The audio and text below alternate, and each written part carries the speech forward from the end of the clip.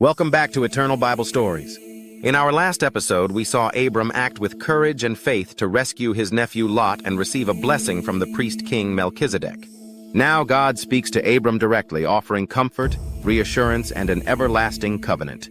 This is the story of God's covenant with Abram, from Genesis chapter 15. Sometime later, the Lord spoke to Abram in a vision and said, "Do not be afraid, Abram, for I will protect you, and your reward will be great."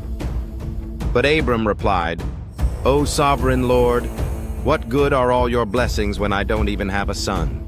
Since you've given me no children, Eliezer of Damascus, a servant in my household, will inherit all my wealth.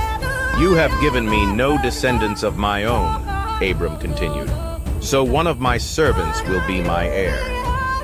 Then the Lord said to him, "No, your servant will not be your heir, for you will have a son of your own who will be your heir." Then the Lord took Abram outside and said to him, "Look up into the sky and count the stars if you can. That's how many descendants you will have." And Abram believed the Lord, and the Lord counted him as righteous because of his faith. Then the Lord told him, "I am the Lord who brought you out of Ur of the Chaldeans to give you this land as your possession." But Abram replied, "O sovereign Lord, how can I be sure that I will actually possess it?" The Lord told him, "Bring me a 3-year-old heifer, a 3-year-old female goat, a 3-year-old ram, a turtle dove, and a young pigeon." So Abram presented all these to God and killed them.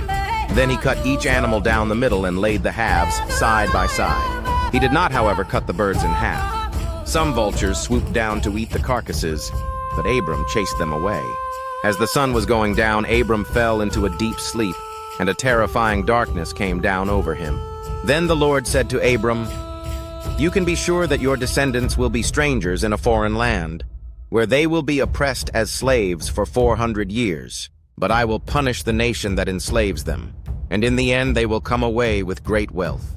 As for you, you will die in peace and be buried at a ripe old age. After 4 generations your descendants will return here, for the sins of the Amorites do not yet warrant their destruction." After the sun went down and darkness fell, Abram saw a smoking firepot and a flaming torch pass between the halves of the carcasses.